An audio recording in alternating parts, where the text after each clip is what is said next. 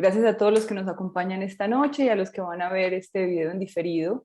Así como Eduardo nos estaba contando, y para aquellos que no han conocido la plataforma todavía, esta conversación hace parte de una serie de conversaciones dentro de la plataforma Pertanto, es la plataforma educativa de la Bienal de Nueva York, quien ha determinado como temática, en este caso, inclusión social en el urbano. Y para eso hemos determinado a Medellín como caso de estudio.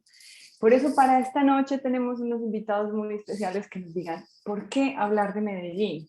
¿Es el caso de Medellín una cosa importante? ¿Por qué todo el mundo está hablando del modelo de Medellín? ¿Podemos hablar de un modelo Medellín? Y para eso tenemos dos académicos fantásticos. Les voy a presentar, voy a hacer lo mejor para presentar este par de personajes maravillosos. Jorge Pérez es arquitecto, urbanista y autor colombiano basado en Medellín. Él ha sido, él hoy en día es asesor para el gobernador de Antioquia en planeación y hábitat. En el 2019 fue elegido por la Fundación Rockefeller como un Resident Fellow en el Bellagio Center en Italia. Es miembro de un grupo asesor de alto nivel para la Unión de Ciudades y Gobiernos Locales. Es también consultor para el Banco Mundial. Fue Visiting Fellow en King's College en Cambridge en el 2017. Jorge Pérez Jaramillo fue subdirector de planeación del área metropolitana. Para los que no son familiares del área metropolitana, es Medellín y los 9 municipios que la acompañan. Entonces fue subdirector de planeación del área metropolitana del Valle de Aburrá entre el 2004 y el 2008, para luego ser director de planeación de Medellín entre el 2012 y el 2015. Recientemente publicó el libro Medellín, Urbanismo y Sociedad, que le da título a esta conversación. Y para esta conversación nos acompaña también el doctor Felipe Hernández, que es profesor de arquitectura de la Universidad de Cambridge. Es Fellow Architect en King's College, Cambridge, donde también es director de estudios en arquitectura. Hasta hace pocos meses fue director del Centro de Estudios Latinoamericanos de la Universidad de Cambridge, llamado CLAS, y es el primer latinoamericano en haber ocupado este puesto. De hecho, es el primer colombiano en haber ocupado un puesto de docencia permanente en la Universidad de Cambridge. El doctor Felipe Hernández enseña hoy en día diseño arquitectónico y urbano y también dicta cursos y seminarios en historia y teoría de la arquitectura y el urbanismo. También fue presidente de un grupo interdisciplinario de investigación que se llamaba Cities South of Cancer, que es un grupo de investigación que ha hecho investigaciones urbanas en Colombia, México, Argentina, Bangladesh e Indonesia. Felipe también ha hecho varias publicaciones como Beyond Modernist Masters, Contemporary Architecture in Latin America, Baba for Architects. También es coeditor de publicaciones como Urbanismos Marginales, Desarrollo Informal y Formal en Ciudades de América Latina. Otro libro, Repensando la Ciudad Informal, Perspectivas Críticas desde América Latina.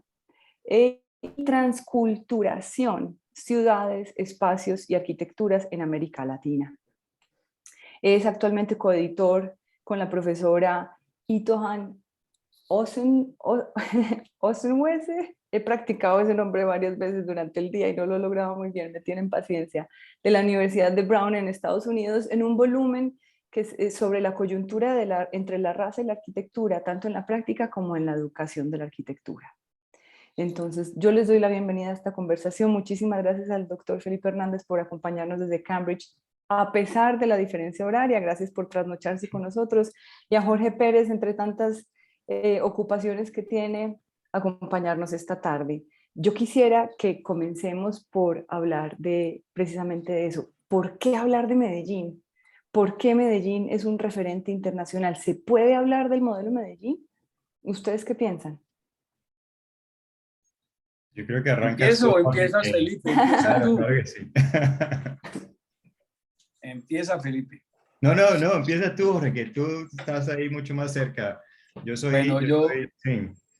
yo me atrevería a decir que uno de los fenómenos más complejos que enfrenta la humanidad es la urbanización, y hay una especie de pregunta abierta con muy pocas soluciones certeras hoy, y es qué hacer con las ciudades, qué hacer con nuestras complejísimas, dificilísimas, diversísimas problemáticas urbanas que se enfrentan especialmente en el sur global, pero en general en el concepto de ciudades. Y entonces Medellín, como una de las muchas ciudades latinoamericanas que han hecho experimentos con el trabajo de planeación y de resolver las dificultades urbanas, Medellín ha sido un laboratorio muy potente en la medida en que yo creo que de alguna manera representó desde finales de los años 80 casi todos los problemas más complejos de la urbanización contemporánea con niveles superlativos. Es decir, una ciudad con una extensísima urbanización precaria,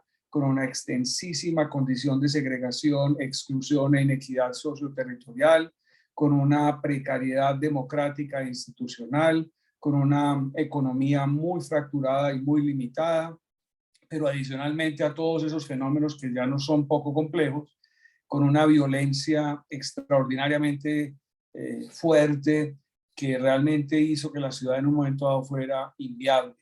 Y entonces, digamos, la sociedad de Medellín, por diversas condiciones que podremos conversar, tuvo ciertas posibilidades de reacción, cierta resiliencia, que es una palabra muy en boga hoy en día, para actuar frente a esa crisis. Y yo, uniendo otra pregunta que Clara nos plantea, creería que la gran oportunidad que tuvo Medellín fue su crisis y su capital humano, con una capacidad de reacción en un entorno que tal vez eso sí era común para Colombia, y es un nuevo marco constitucional y una naciente democratización del gobierno en los territorios municipales y regionales, que nos dio de la mano de la nueva democracia oportunidades para instalar, implementar procedimientos, proyectos y mecanismos de gestión. Jorge, estamos hablando con un público muy diverso. Tenemos profesionales, colegas de diferentes lugares y tenemos estudiantes también que pueden ser muy jóvenes. ¿Podríamos ponerlos en contexto en qué año de Medellín estamos hablando? ¿Qué situación? Inclusive yo creo que estaba bastante joven, pero recuerdo también, yo también soy de Medellín y viví un poco lo que ha sido la historia de Medellín. ¿En qué año estamos enmarcando Medellín? ¿Cómo comienza esta historia? Clarita, para finales de los años 80, Medellín entra en un proceso de crisis extremadamente grave. Para esos años todavía no había democracia, elección popular de alcaldes y gobernadores en Colombia. Había solo elecciones para el presidente de la República. No había una descentralización administrativa de las capacidades del gobierno hacia los municipios.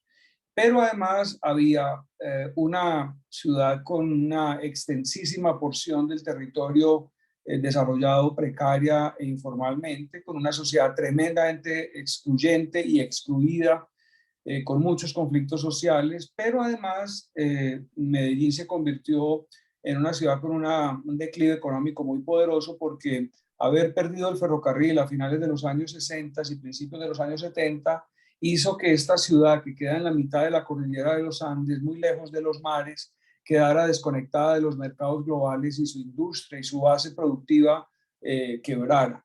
Todo esto sumado generó una condición de crisis y de dificultad muy grande para finales de los años 1980, que tuvo el factor más crítico complementario en el narcotráfico, y más allá del narcotráfico en el terror que desencadenó una extraordinaria figura del mal, que es Pablo Escobar, probablemente la peor tragedia que nos haya ocurrido como sociedad.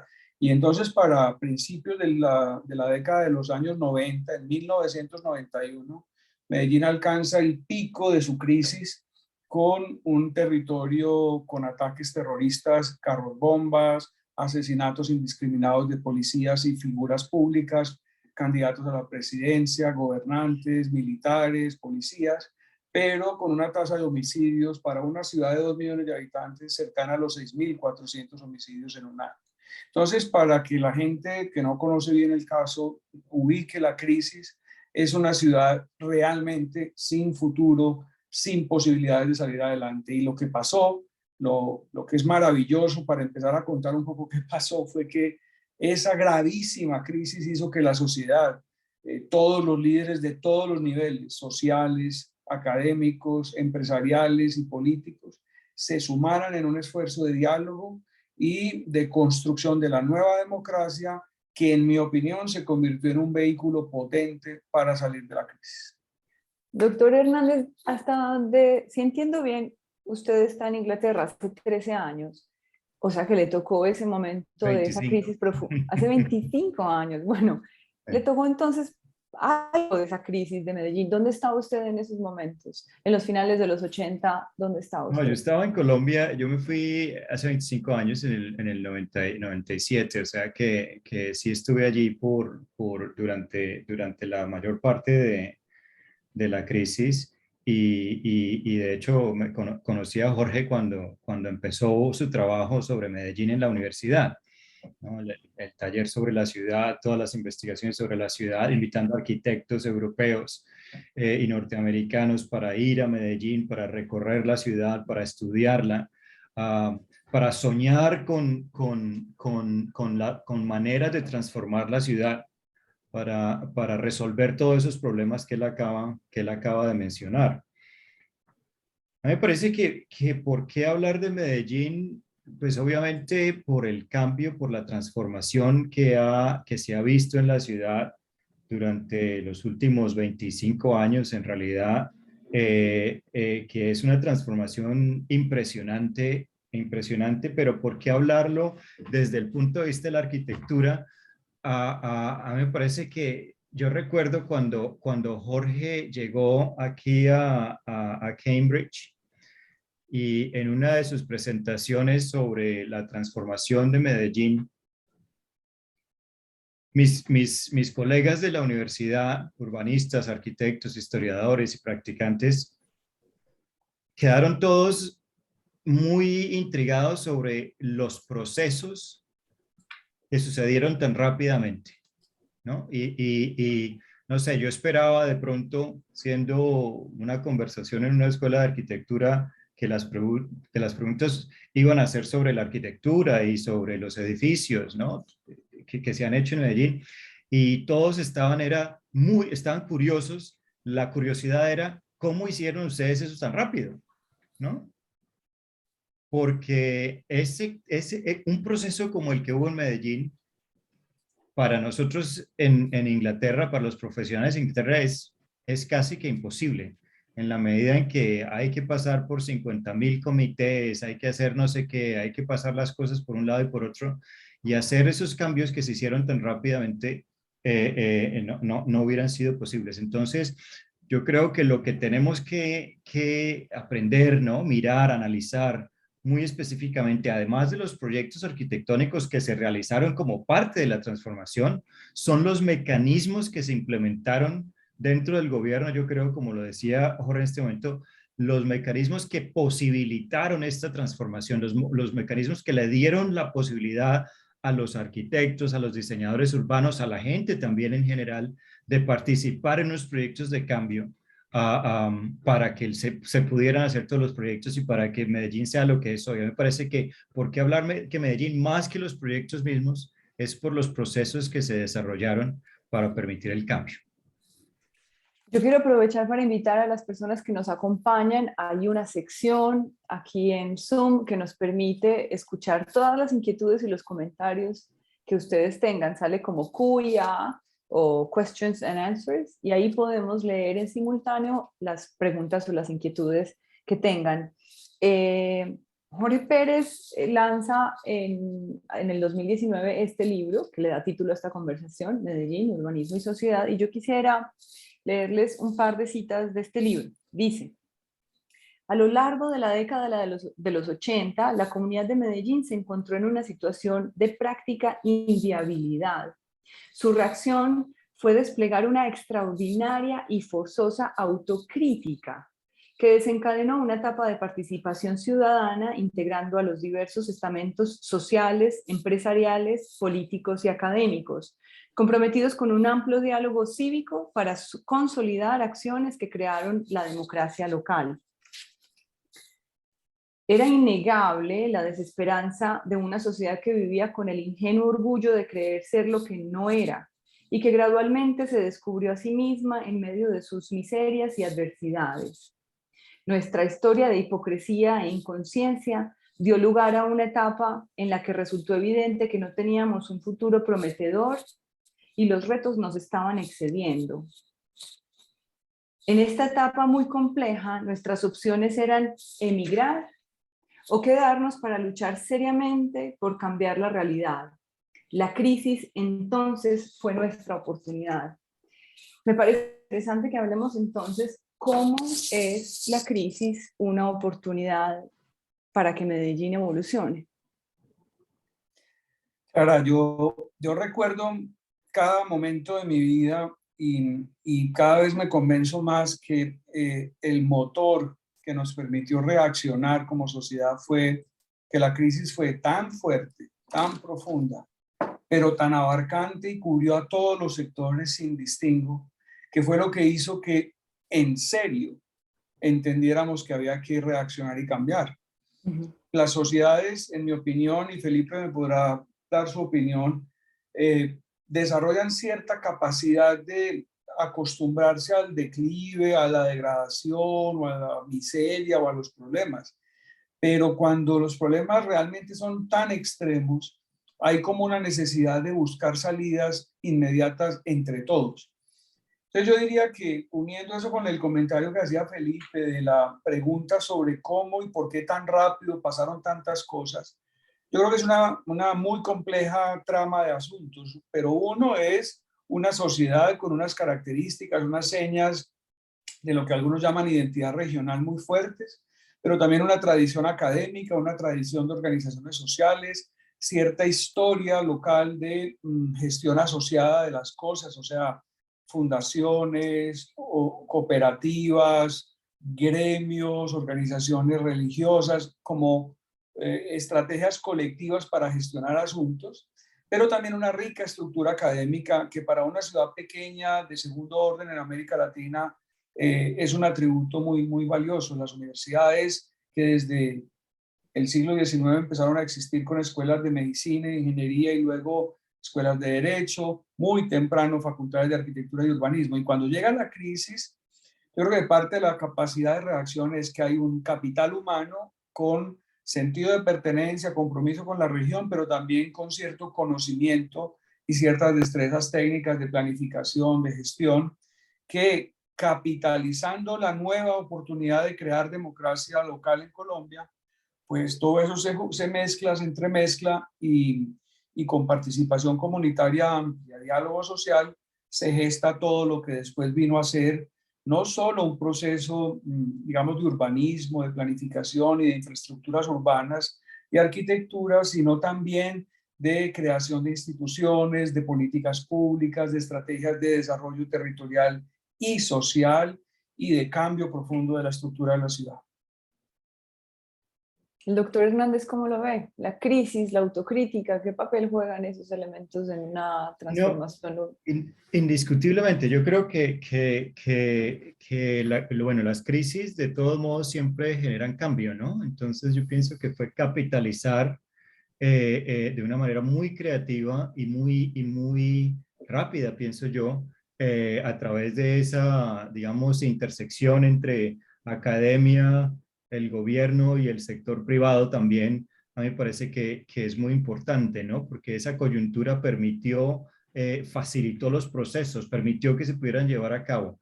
La academia juega un papel muy importante para mí en estos procesos. Y a mí me parece que otra razón por la cual habría que hablar de Medellín es porque es por el papel tan importante, el papel central que jugó la academia en estos procesos.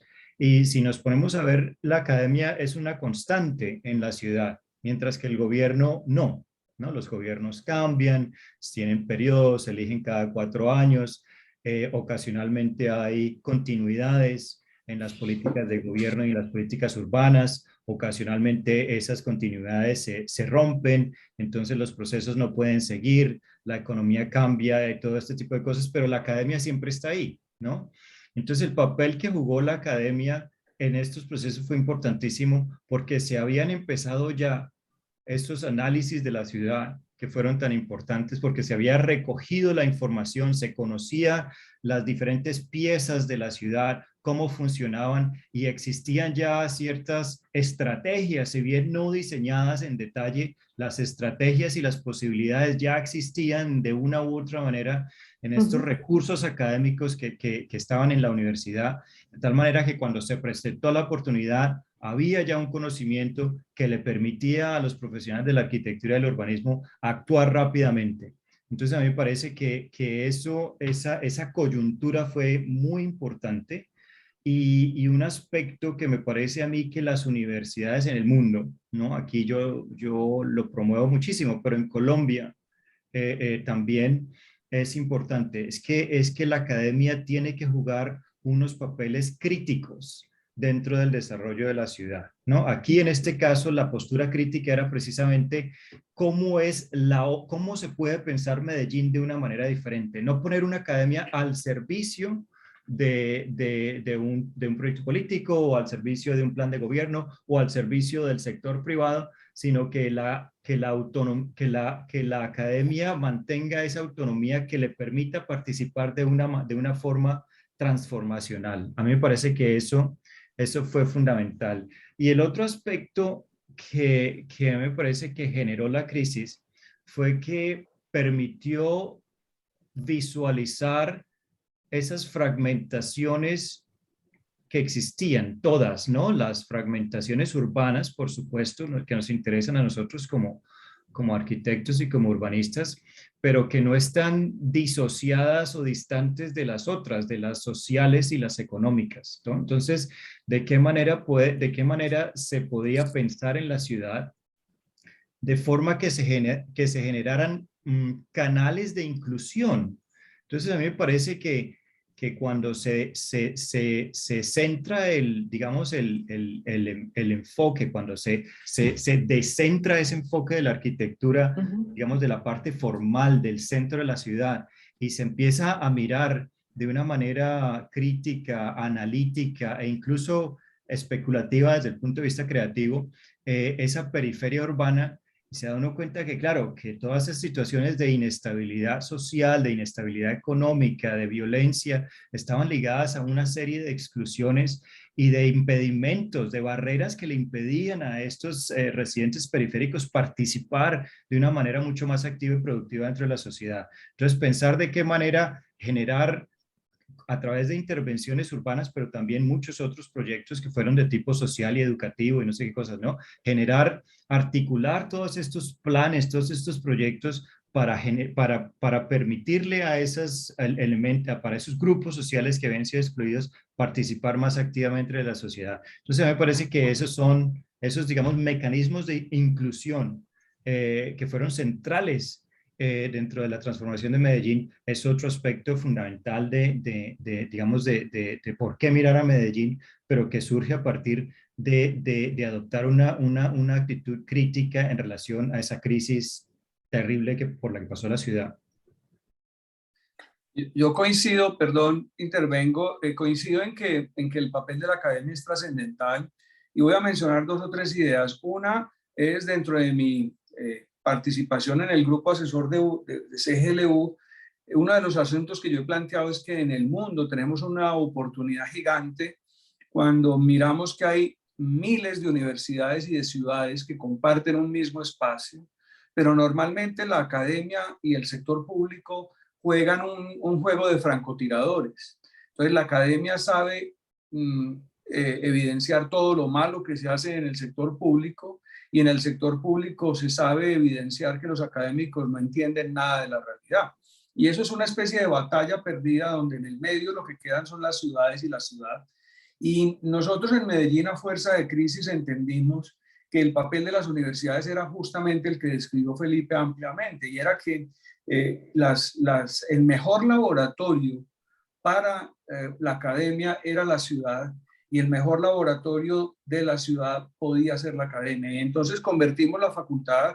Yo tuve la suerte pues, de estar con una generación de jóvenes arquitectos liderando la Facultad de la Bolivariana entre el 93 y el 2001. convertimos la facultad en un verdadero laboratorio de la ciudad y nuestras preguntas, nuestros problemas eran los problemas de la realidad de la ciudad.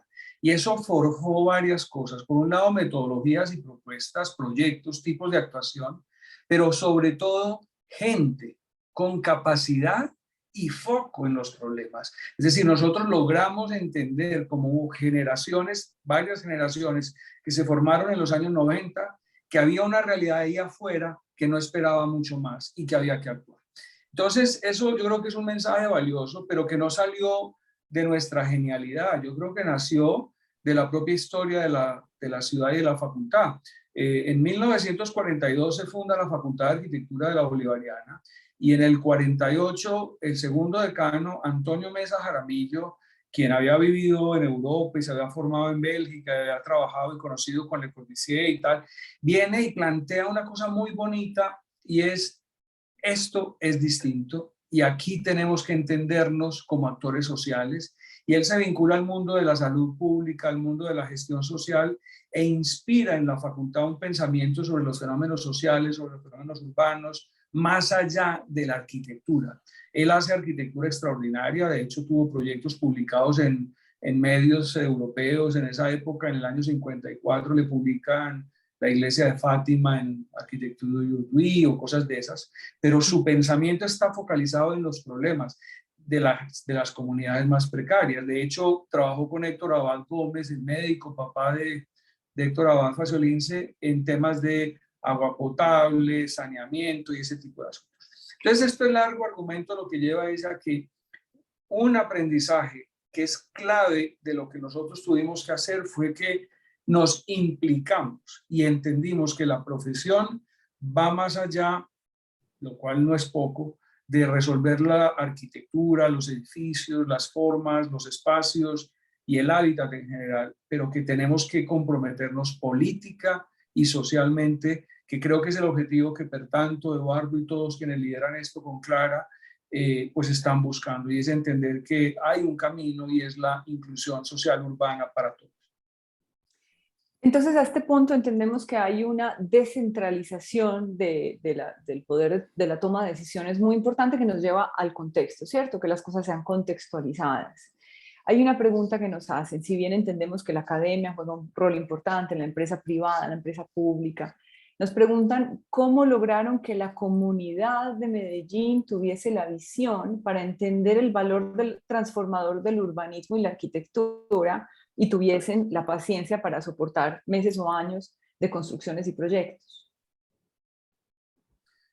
Pues lo que pasa es que habría que explicar extensamente el proceso, pero voy a tratar de hacerlo en 2 o 3 pasos. El primer paso es que en reacción a la crisis en el año 90 empieza lo que podríamos llamar el diálogo social y es darle la voz a la gente para poder construir una especie de diagnóstico realista de cuál era el problema. Es decir, por primera vez, una sociedad muy clasista, muy conservadora, muy poco democrática, entiende que hay que oír a las personas que hacen parte de los conflictos sociales. Entonces, la Consejería Presidencial es una institución que cumple un rol trascendental de convocar a los líderes barriales, a los líderes comunitarios, pero también a los empresarios, a los políticos, a los rectores, a los académicos, a hablar, a construir diálogo y a entendernos. Y yo creo que ese es el primer paso, y es reconocer que la situación era extremadamente compleja, extremadamente grave, y que solo se podía resolver entre todos. No era un asunto de esperar el Mesías como llevábamos miles de años esperando, ni de esas cosas, sino que era un asunto de entender que había que cambiar y trabajar. El segundo paso, como ya mencioné, es que surge la democracia y entonces Medellín, antes que obras de arquitectura y urbanismo, lo que creó fue políticas públicas, políticas sociales, estrategias democráticas, mecanismos de participación comunitaria, planificación territorial, pero también planificación social y muchas instituciones, nuevas instituciones de la democracia que se focalizan en los problemas concretos de la gente. Instituciones para la gestión urbana, instituciones para la gestión de la vivienda, pero también instituciones para la gestión de la salud pública, de la educación, del transporte, de los problemas de la gente. Y el tercer paso es ya, digamos, construir procesos de planeación estratégica, acordar las prioridades, tener una visión de largo plazo y desencadenar los proyectos. Y ahí es cuando en este siglo, particularmente en estos primeros 20 años del siglo, ha habido una especie de gigantesca operación de intervención con infraestructuras de transporte, equipamientos sociales de educación, cultura, deporte, recreación, salud, etcétera, arquitecturas diversas para el espacio público y terminaría diciendo entender que la ciudad es un proyecto colectivo para la vida pública. El doctor También, Felipe también Hernández. habría, también habría que decir que si bien había mucha falta de confianza, ¿no? Por lo que el gobierno podía hacer, porque habían sido muchos años digamos, de ignorar estas situaciones. También lo que pasa es que Medellín, Colombia en realidad en ese momento, pero pues Medellín había sido un epicentro de toda esta violencia, la gente deseaba cambio.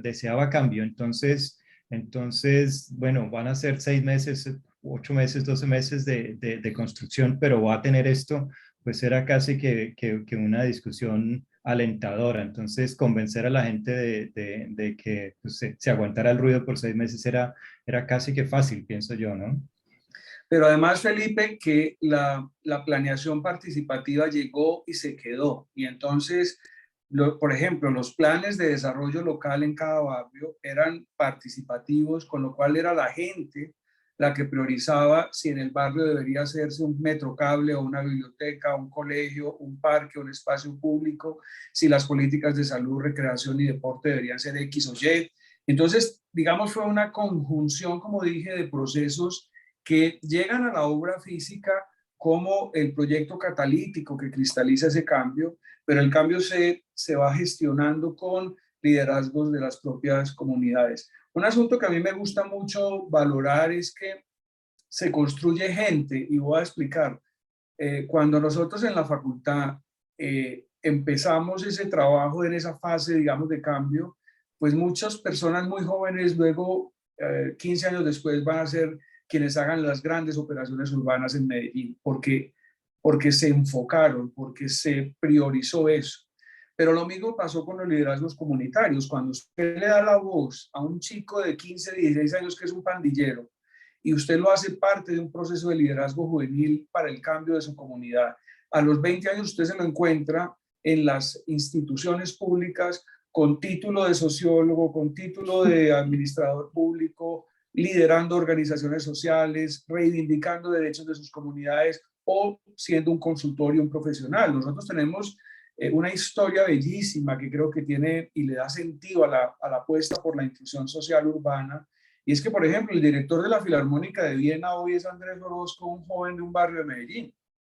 O que tú tienes personas que hoy hacen, por ejemplo, asesoría política y son consultores políticos y son gente que viene de un barrio popular de Medellín en los años 80, 90. O que tienes candidatos o incluso políticos exitosos en la ciudad que vienen de ser líderes comunitarios barriales tratando de defender los derechos de su gente.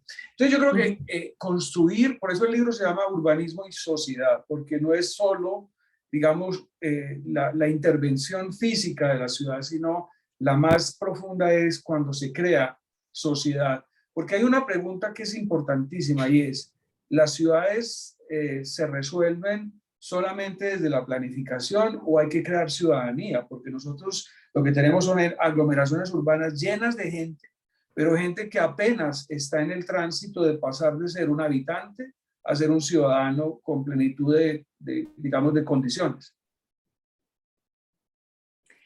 Tenemos un montón de preguntas, pero hay una que yo creo que podemos insertar en este momento. Alegra nos pregunta, ¿de dónde salen los recursos para todos estos estupendos proyectos? Pues hay que decir que una de las maravillas que pasó en Colombia, y yo creo, Felipe, que aquí es un momento para hablar de eso, nosotros aprendimos, por ejemplo, mucho de Bogotá. En un momento dado, Cali era una ciudad inspiradora porque para nosotros en Colombia era la ciudad del civismo y de una ciudadanía muy evolucionada. Bogotá tuvo experimentos con, por ejemplo, la red de bibliotecas o la red de colegios o el taller del espacio público o el propio Metro Transmilenio inspiraron mucho a otras ciudades.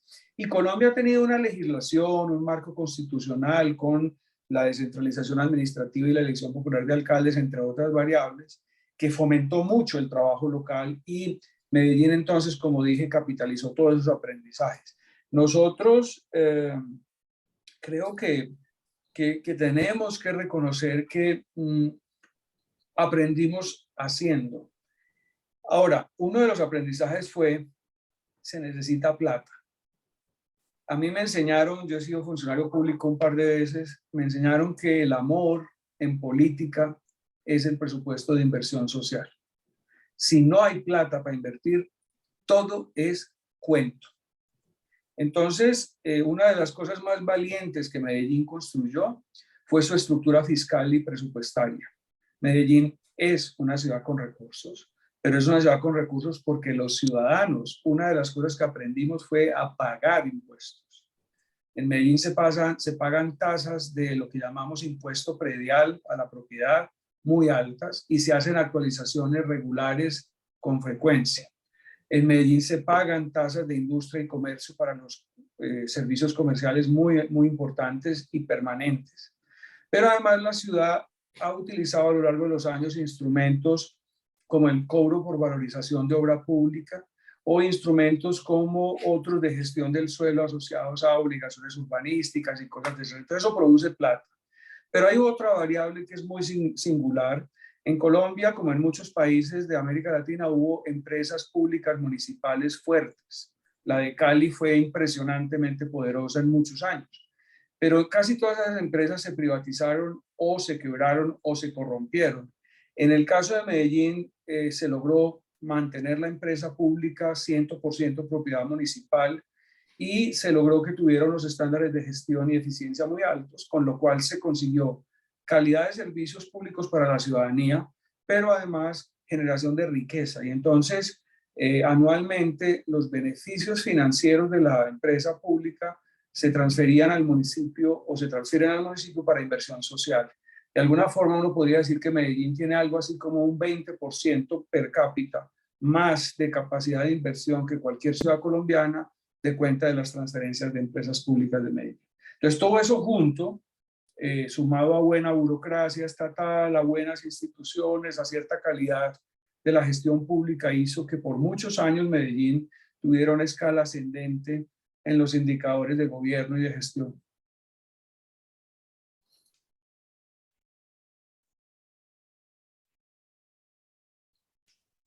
Nos acompaña. Perdón, yo tengo poco, no puedo decir mucho al respecto porque no, no estuve ahí metido. Muy bien, muy bien. Nos acompañan de la Academia de la Universidad del Valle, en Cali, en el sur de Colombia, y nos hacen una pregunta. ¿Cuál es la responsabilidad de los gobiernos locales y de otros actores en los procesos de gestión para la sostenibilidad en el tiempo de los espacios urbanos que representan la ciudad y que no caigan en deterioro?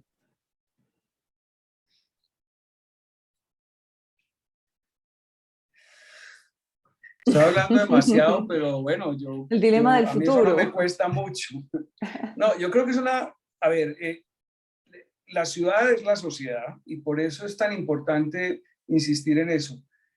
Una sociedad viable y sostenible es aquella que tiene adecuados liderazgos políticos y liderazgos en general, pero también es un proyecto de corresponsabilidad colectiva. Es decir, no existe ciudad si solo hay alcaldías fuertes, no existe ciudad si solo hay urbanistas, planificadores, arquitectos fuertes, no existe ciudad si no es una especie de orquesta maravillosa donde ciudad y ciudadanía, liderazgos de todas las organizaciones y ciudadanía, todos no estamos en una especie de alianza virtuosa por la ciudad.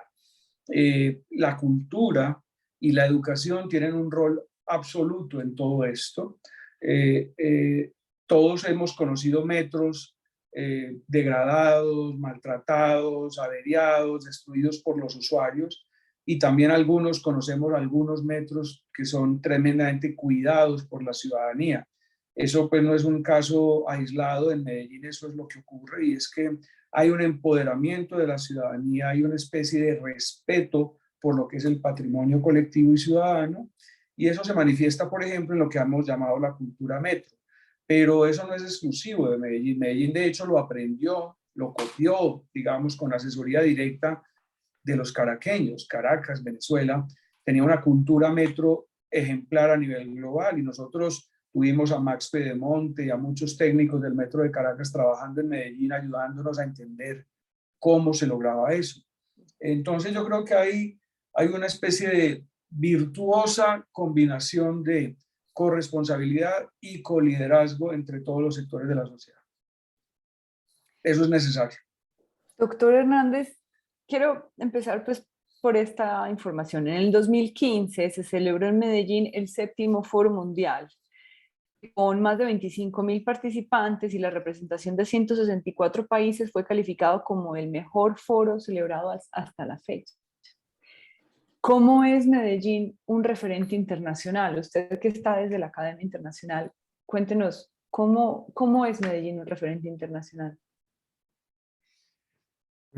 Pues es que, bueno, es una pregunta que se puede contestar de muchas maneras, pero digamos desde la arquitectura yo pienso que ha sido desde principios del siglo XXI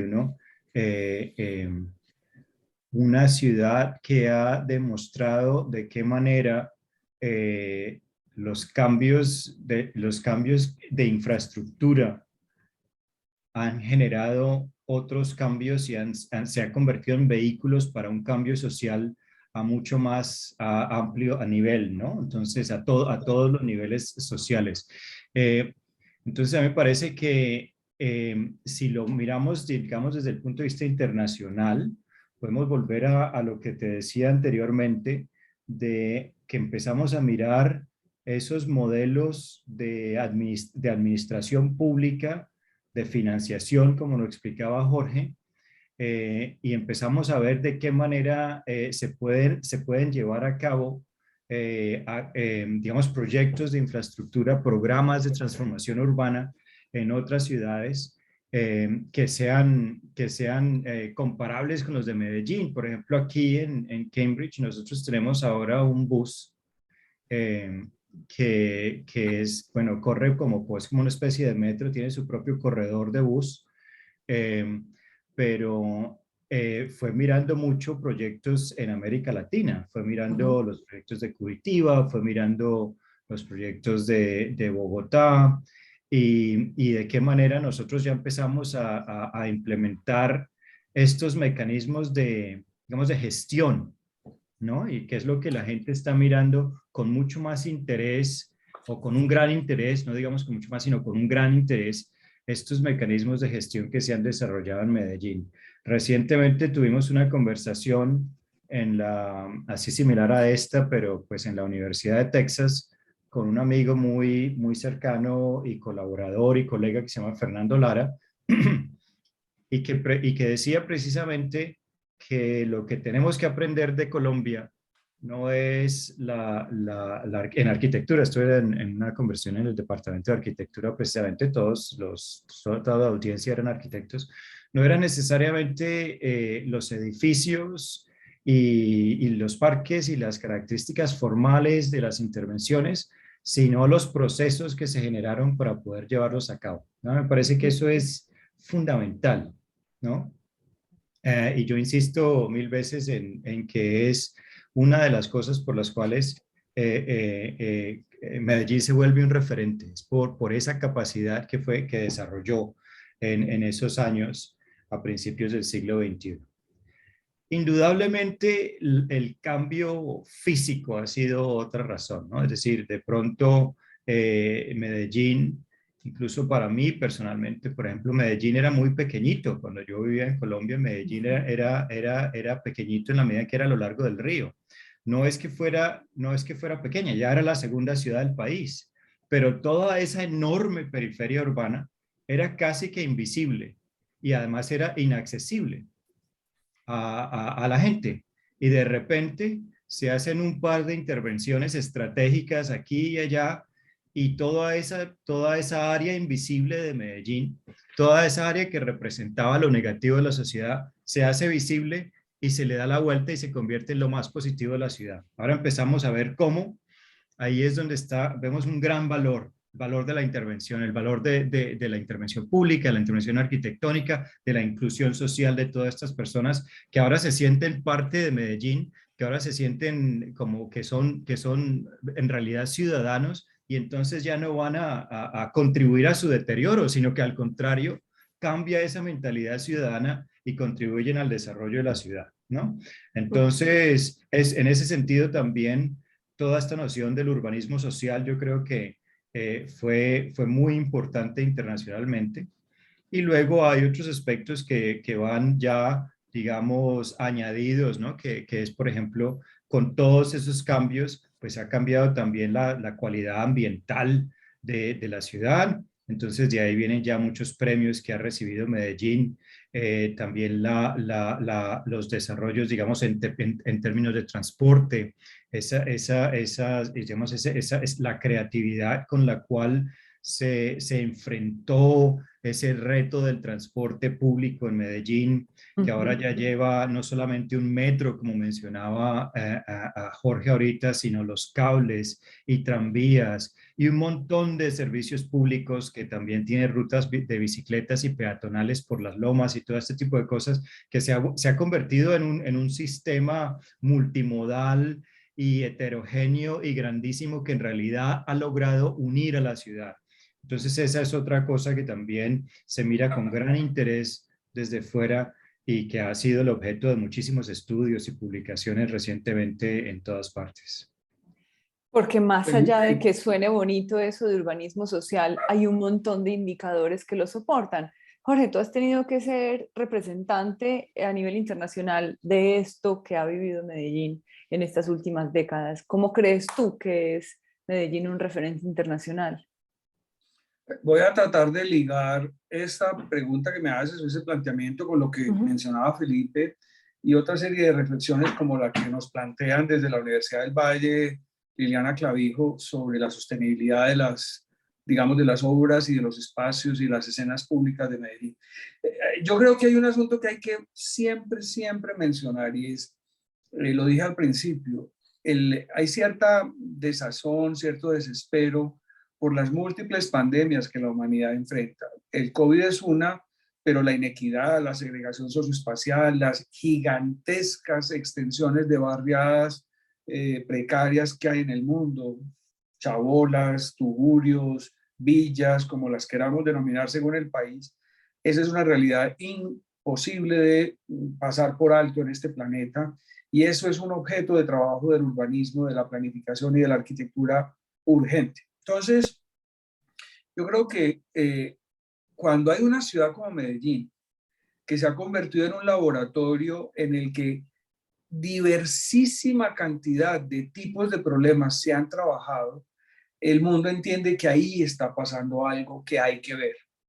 A mí no me gusta la noción de modelo, porque un modelo es algo que es claramente identificable y se puede replicar.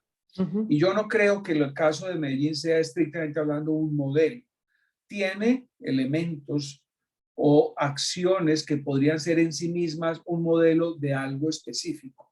Pero yo no creo que Medellín en sí misma sea un modelo. Medellín es una expresión muy compleja, muy diversa de experimentos urbanos, desde mejoramiento integral de barrios, desde gestión del riesgo, desde gestión ambiental, hasta gestión de grandes operaciones urbanas o de grandes infraestructuras urbanas. Iba a decir que hay un problema cultural muy fuerte que también tiene que ver con la sostenibilidad y es la comunidad que habitaba la ciudad y lideraba procesos de Medellín en los años 90 ya no es la misma que está hoy liderando los procesos.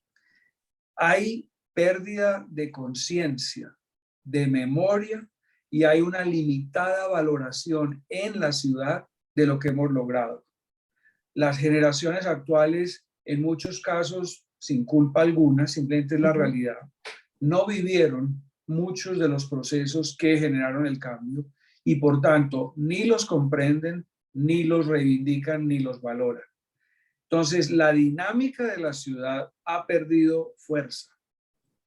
Lo que se conoció en esos momentos, por ejemplo, del séptimo Foro Urbano Mundial, como una especie de dinámica extraordinariamente fuerte, hoy no es lo mismo.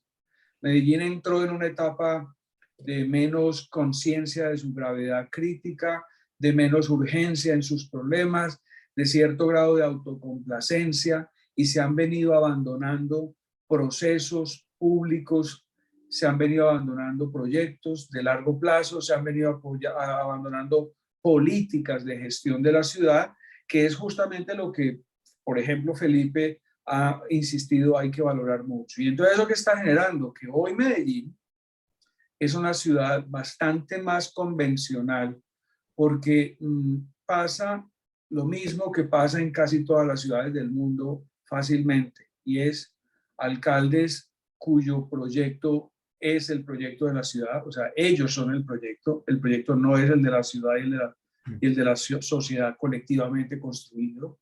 Las políticas públicas son reinventadas porque yo sí sé lo que hay que hacer y los anteriores no sabían qué hacer. Y entonces hoy estamos en una etapa de insostenibilidad, de discontinuidad, de populismo y de demagogia. Y no estoy hablando del alcalde actual, estoy hablando de la sociedad y de la ciudad. Tenemos pérdida de liderazgo, pérdida de acuerdos colectivos, pérdida de autocrítica y una etapa que empezó desde el 2016 con el gobierno anterior de improvisación, mediocridad y de insostenibilidad de las dinámicas que hicieron que la ciudad fuera un referente mundial. De modo que nada está ganado, nada está fácil. Yo creo que Medellín hoy también es un ejemplo, como fue en el pasado, de muchas cosas que se deberían replicar.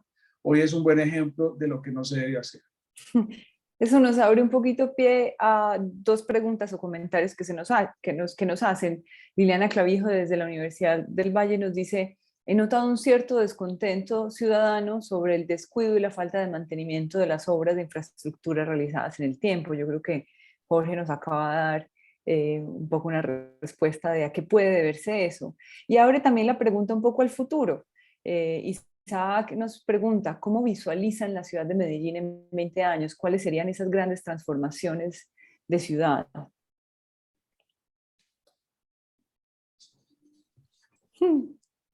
Pues me va a tocar seguir hablando a mí. Qué pena, Gonfeli. A ver, yo creo que, como dije anteriormente, Medellín está en una etapa de incertidumbre y de confusión, tal vez de crisis, y no es fácil saber. Los más optimistas podrán pensar que va a haber una reacción muy pronto. Los más pesimistas pensarán que no. Yo tal vez estoy en el segundo grupo. Yo veo que hay muy poca conciencia de que estamos en una etapa problema. En mi libro, la última frase, yo puse Medellín, la ciudad que decidió no ser, y quise significar una ciudad que iba en la dirección correcta, con procesos ejemplares para el mundo de cómo hacer la gestión de la ciudad, pero a la cual le faltaban varias décadas de continuidad en ese trabajo. Y simplemente la ciudad decidió que no, que esa no era la prioridad. Y porque no es que un alcalde lo decida, es que al alcalde lo elige la sociedad. Y al alcalde lo soporta la sociedad. Y al alcalde le paga impuestos la sociedad. Y por tanto, si hay una verdadera sociedad estructural y estructurada, le va a reclamar y reivindicar sus derechos a ese político o a ese líder político. Entonces yo creo que Medellín entró en una etapa de profunda confusión política, democrática e institucional. Los proyectos no son lo que fueron, las dinámicas no son lo que fueron. Por ejemplo, somos una ciudad que se da el lujo de destruir procesos como las guarderías infantiles como política pública.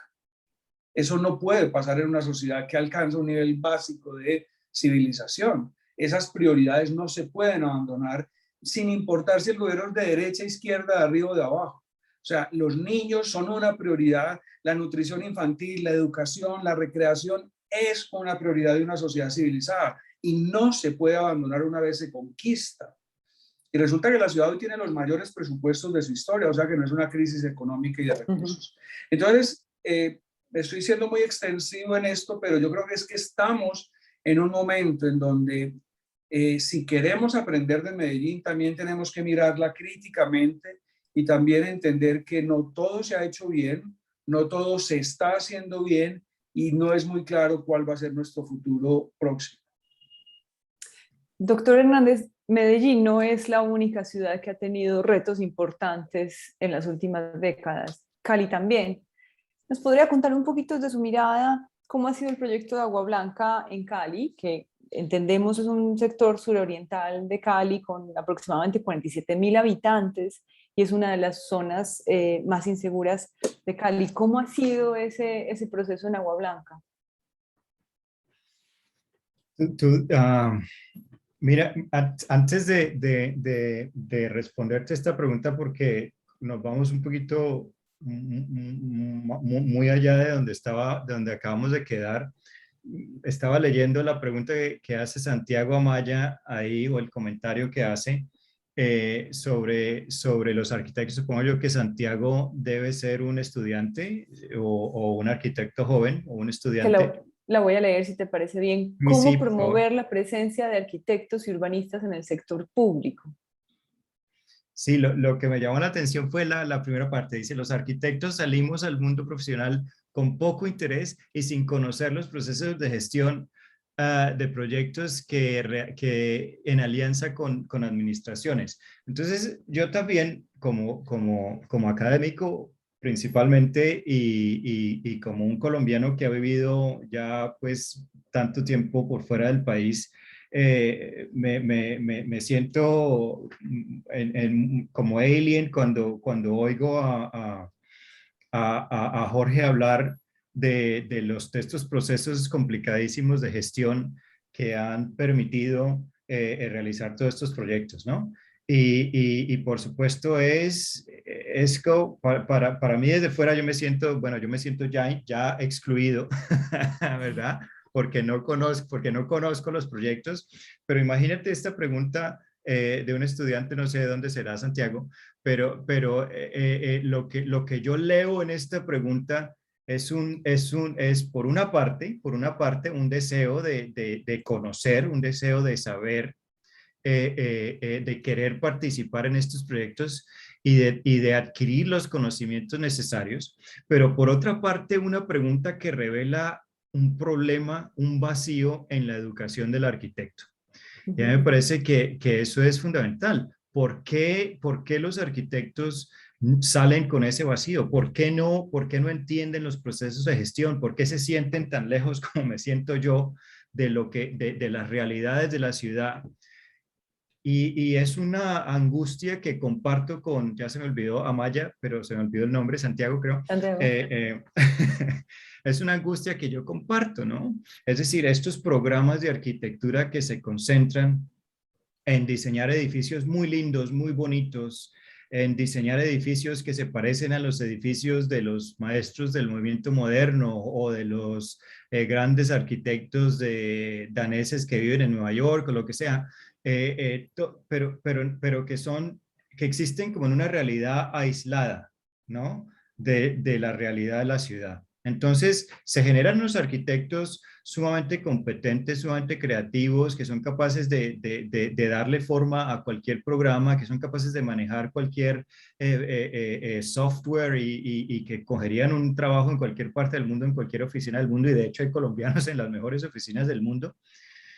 Pero ¿de qué manera generamos arquitectos que tengan esa capacidad crítica de enfrentarse a esas realidades tan complejas que tienen nuestras ciudades, a esas complejidades de los procesos de gestión, a esas complejidades de las realidades socioeconómicas de los habitantes de la ciudad, que todavía en muchas ciudades de Colombia se sienten excluidos? Entonces, a mí me parece que lo que esa pregunta, digamos, revela es que tenemos que empezar a repensar los programas de arquitectura para que en realidad los estudiantes de arquitectura, cuando terminen de estudiar, tengan la capacidad no solamente de diseñar edificios muy buenos y bonitos, que ya lo hacen, sino de responder de una manera mucho más, digamos, crítica a las realidades de las personas. Y eso pues nos lleva al proyecto de Agua Blanca. Yo creo que tú te referías a un proyecto muy puntual que hicimos en Cali. Digo hicimos porque fue una colaboración. En esa época estaba todavía el grupo de investigación Cities Out of Cancer y lo hicimos con la Universidad del Valle, con Ángela Franco, que era profesora, es profesora en la Universidad del Valle, y un grupo de estudiantes de octavo semestre, del semestre urbano en la Universidad del Valle, y, y que estaban interesados en estudiar una de las áreas más violentas de la ciudad de Cali, que era Potrero Grande. Sigue siendo un área muy difícil de la ciudad de Cali, ¿no?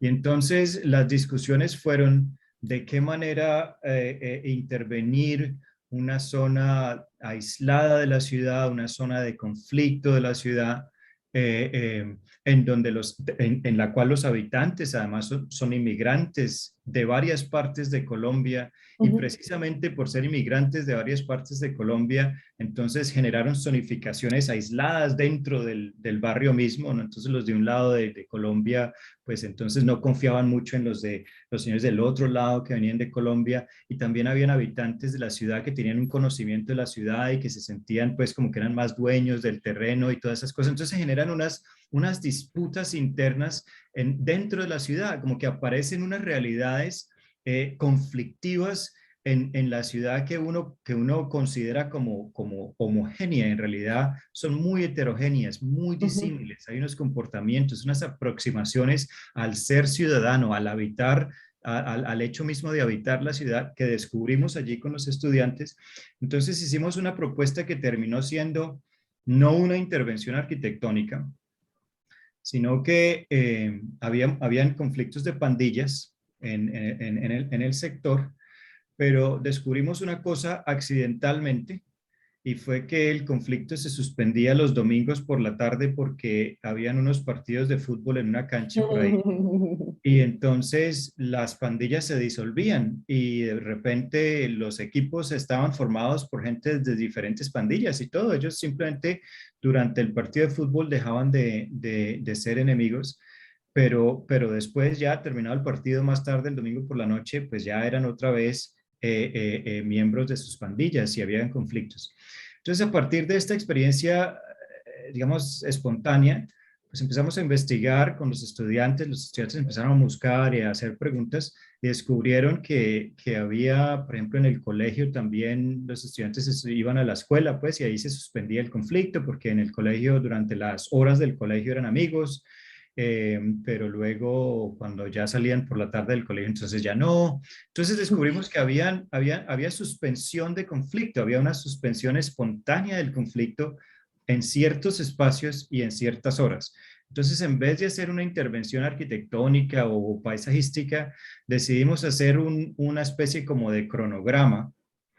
En qué momentos del día y de la semana hay suspensión espontánea del conflicto debido a que las personas están realizando cosas? Luego localizamos ese cronograma en el espacio y nos diseñamos unos corredores de suspensión de conflicto en los que nos imaginábamos nosotros que si distribuyéramos esos espacios, que si uniéramos esos espacios y distribuyéramos las actividades en el tiempo, pues podríamos expandir la suspensión de conflicto y espacializarla mucho más dentro del barrio. Entonces se volvió como una especie de intervención arquitectónica que consistía en generar posibilidades para suspender el conflicto en esta zona de Cali, ¿no? Entonces ahí pienso yo pues, que era un proyecto con estudiantes de arquitectura, pero que era y que no llevó a una conclusión. Luego se habló con la alcaldía y hubo ciertas intervenciones y ciertas discusiones, pero desafortunadamente no se concretó. Pero desafortunadamente, hubiera sido lindo que se llevara a cabo, Ujú. pero desafortunadamente no tuvo continuidad dentro de la universidad misma. Es lo que más tristeza me da a mí, porque sería una de las maneras de que los estudiantes se enfrentaran la realidad de la ciudad y que se dieran cuenta también que lo que aprenden en un curso de arquitectura no es solamente para que puedan ir a hacer edificios y detalles constructivos de cimentación y cubierta, sino que tienen unos conocimientos y unas capacidades que podrían llevarlos a intervenir en el espacio urbano de la ciudad de muchas maneras y con el fin de resolver problemas importantísimos para la ciudad. Pues hemos tocado un montón de temas súper importantes, ¿cierto? La descentralización de las herramientas gubernamentales, la inclusión de la ciudadanía en la toma de decisiones y una problemática súper importante que vemos es la continuidad de los proyectos. ¿Qué les parece si compartimos de pronto un par de imágenes de lo que ha sido esta evolución de la ciudad de Medellín? Mientras de pronto quienes nos acompañan comparten alguna pregunta que pueda quedar por ahí. Perfecto. Muy bien.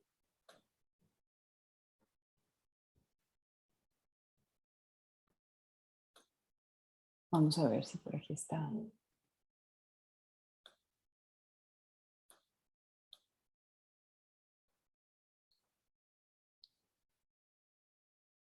¿Se escucha bien ahí? No. ¿No se escucha? No hay imagen tampoco. No hay imagen tampoco. No. Tienes que ponerle play, creo. Ahí estaba. Ahí sí estaba. Bueno, la perdí por un segundo. A ver, lo vuelvo a intentar.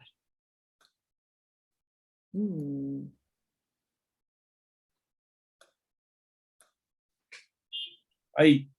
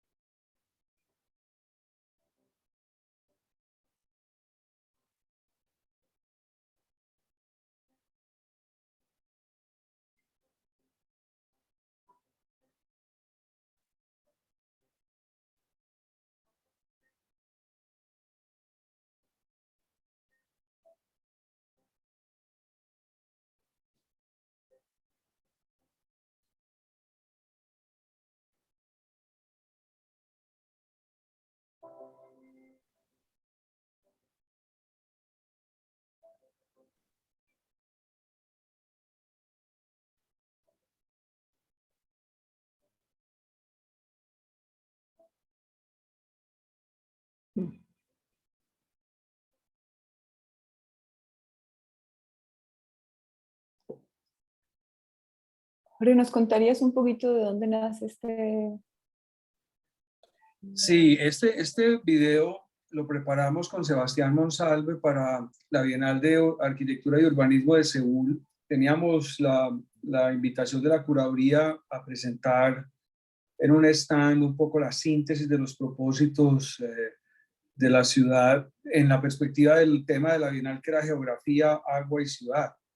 Y entonces hicimos toda esta documentación, un poco del paisaje, desde la montaña y la biodiversidad de la montaña hasta ese enorme territorio urbanizado que es la ciudad. Y este segundo bloque lo que habla es un poco del modelo de planificación que busca una regeneración urbana desde la base del río y del agua, los sistemas hídricos, las quebradas, las vertientes, la geografía, con unas estrategias de promoción de una ciudad compacta, más incluyente, más integrada, con una menor huella de carbono, con más capacidad de, digamos, de reaccionar frente a los retos del cambio global y tratando de preservar las áreas naturales de los bordes de montaña, áreas que son estratégicas desde el punto de vista de su oferta de bienes y servicios ambientales, pero también desde la gestión del riesgo, porque urbanizar esas montañas es un peligro para la vida y para la sostenibilidad. Y entonces aquí van apareciendo estrategias como la gran apuesta de transformar el río, que ha sido históricamente una cloaca a cielo abierto, rodado de autopistas y ferrocarriles, para convertirlo en un gran sistema de integración urbana, de espacios públicos, de parques, de áreas verdes, en una apuesta por otra huella, otra forma de urbanizar y sobre todo por integrar la sociedad. Y bueno, y entonces este conjunto de proyectos que van apareciendo como estos, que son las uvas, que es la transformación en barrios muy densos de antiguos tanques de acueducto para que presten, además del servicio funcional del acueducto, un servicio como parques, lugares cívicos y lugares de convergencia ciudadana. Y en fin, muchos de estos esquemas de inclusión, equidad urbana, que buscan una ciudad pues más viable, más competitiva en términos sociales, pero también en términos económicos. En general, hacer más ciudad. Muy bien, me gustaría compartir, perdón, adelante, doctor. No, no, era un comentario muy sencillo. A mí lo que me parece, digamos, interesantísimo, tú decías, Clara, que hay en la audiencia personas que no conocen Medellín y que de pronto no están muy enteradas de toda esta transformación. Pues el video da una imagen muy completa de los proyectos y de la transformación, del último estado, pues de cómo está la transformación. Pero a mí me parece que sería buenísimo explicar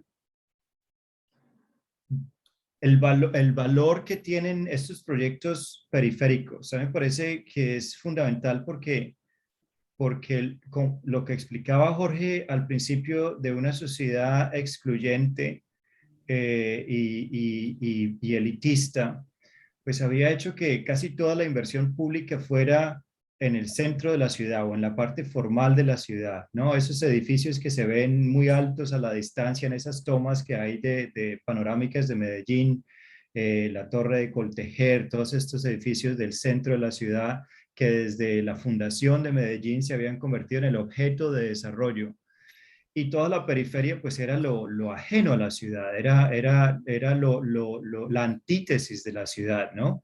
Y de hecho muy poca inversión pública se hacía en esas zonas periféricas, a menos de que hubiera una catástrofe o algo de ese tipo, pero por lo demás no se intervenía. Y de repente estamos viendo unas intervenciones urbanas extraordinarias en esa periferia. No son solamente los metrocables, sino las uvas, en esas zonas increíblemente densas donde casi no había espacio público, donde no había un parquecito, donde no había donde salir a tomarse un refresco, pues de repente aparecen unos parques con una arquitectura de gran mérito, de gran calidad, que le generan esa capacidad de dispersión a la gente, ¿no? Entonces a mí me parece que es una transformación extraordinaria porque es liberar espacio donde casi no lo había, permitiendo la aparición de actividades recreativas y lúdicas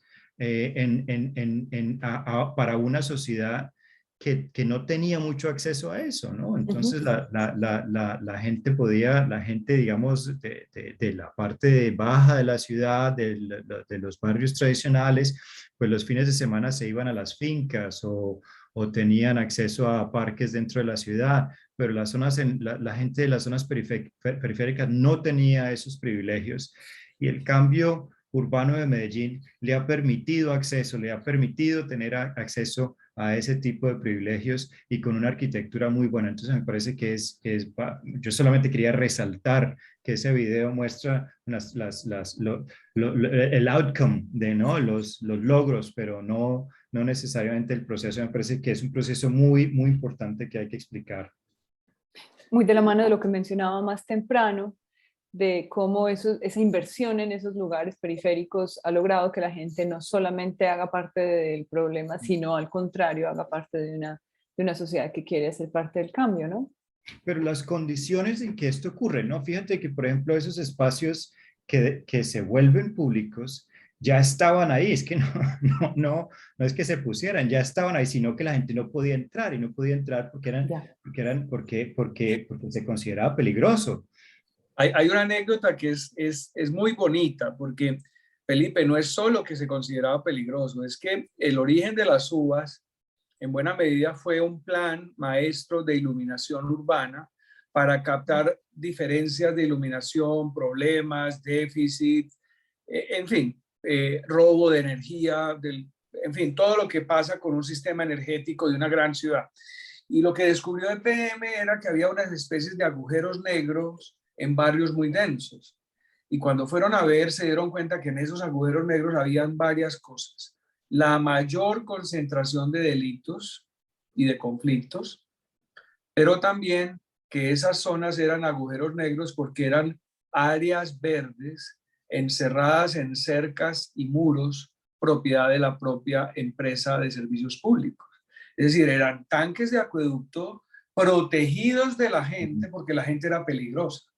Y lo que se descubrió con el alcalde Aníbal Gaviria fue muy ético. La frase que él usó fue derribar la cerca para estar más cerca. Y se abrieron los muros, se abrieron las rejas, se transformaron los tanques y se crearon parques que, pues, que fueron además co-creados con participación comunitaria para enfocar cada tema. Quiero sacarme aquí un clavo, como decimos en mi tierra, y es ese tipo de proyectos que solo tienen virtudes en favor de las comunidades. Son la clase de proyectos que desde el 2016 fueron suspendidos en Medellín. Fueron suspendidas las uvas, fueron suspendidos el Plan Maestro de Parques del Río, fueron suspendidos proyectos de ciudadelas universitarias, fueron suspendidos proyectos de hospitales, porque eran proyectos liderados por la alcaldía anterior. Pero hay un proyecto que tal vez Felipe recordará que se llama el Jardín Circunvalar, que era una estrategia para construir todo un cinturón verde de borde de la ciudad. Eso empezó, se hicieron las primeras etapas con algunas dificultades, pero lejos de mejorar el proyecto, de enriquecerlo, de ajustarlo, se suspendió también. Entonces, ese video que vieron, que a Felipe le gustó y que yo creo que es realmente maravilloso, muestra la construcción colectiva de una ciudad durante varias décadas, pero también muestra una historia que hoy es más el pasado que el futuro.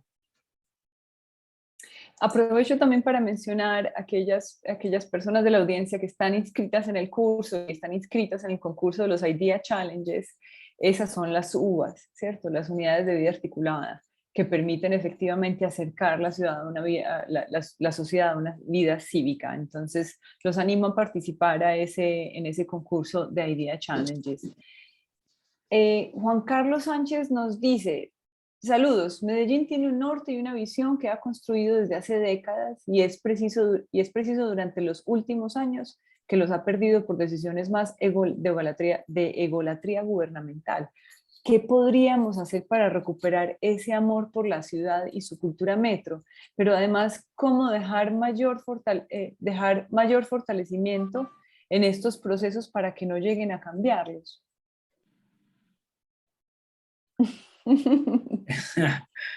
Pues voy a ser no es un chiste, lo digo muy en serio.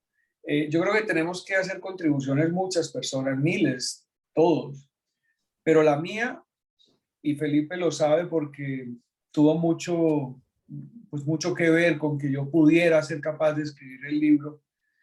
Mi contribución es ese libro, de modo que creo que hay muchas formas de contribuir. O sea, también he trabajado en el sector público, en planeación y cosas, y en la academia, pero mi gran contribución tal vez es haber hecho el esfuerzo de escribir ese libro para compartir ideas, reflexiones, aprendizajes, críticas, para compartir cosas. Creo que el camino único posible para esta ciudad nuestra y para las ciudades que quieran emprender un camino de cambio y de transformación es establecer un sistema participativo y democrático de diálogo social, en que las universidades asuman un rol activo crítico, como decía Felipe hace un rato, en que las investigaciones y la experimentación académica sea una propuesta de transformación para la sociedad, pero también, voy a decir una frase de cajón, es que nos tomemos en serio un problema serio que es la ciudad. A mí me parece que estamos en manos de mucha patanería y mucha payasada en la gestión de las ciudades. Hace poco en un foro internacional del CGLU yo decía que es el momento histórico urgente de revalorizar la figura de las alcaldesas y los alcaldes.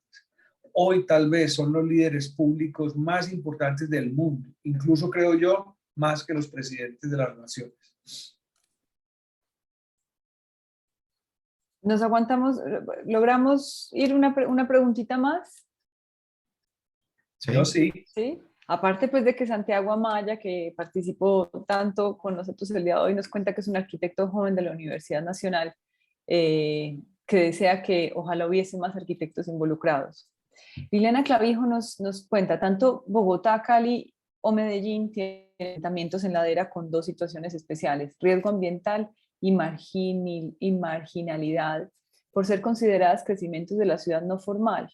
Ahora es interesante ver cómo en ciertos lugares, como la Comuna 13 en Medellín, Ciudad Bolívar en Bogotá, o Siloé es en Cali. son visibles procesos culturales como el trabajo de los grafiteros o intervenciones culturales. Incluso hay recorridos guiados con participación de los miembros de dichas comunidades, antes de considerarlas lugares peligrosos. Bueno, es más como un comentario que una pregunta. Bueno, parece que no tenemos más preguntas del público. Los hemos extendido, hemos trasnochado un montón al doctor Hernández. Muchísimas gracias por su compañía. Me di cuenta. Bueno, muchísimas gracias a todos por participar esta noche, Jorge. Muchísimas gracias por el conocimiento. Compartimos de cualquier manera Medellín, urbanismo y sociedad. Es una muy clara y muy amena lectura para conocer cuál ha sido la historia de Medellín. A ustedes muchísimas gracias, a la Bienal muchísimas gracias por creer en estos espacios de diálogo y de compartir la información y de llevar, en este caso, el conocimiento de Latinoamérica al mundo. Muchas gracias. Gracias. Y Eduardo. Un abrazo y gracias a todas las personas. Muchísimas gracias. Gracias. Al final de esta conversación van a poder acceder a una pequeña consulta de cómo les ha parecido esta experiencia. Muchísimas gracias por su participación y nos veremos la próxima semana. Vale. Feliz noche. Hasta luego. Chao. Hasta luego.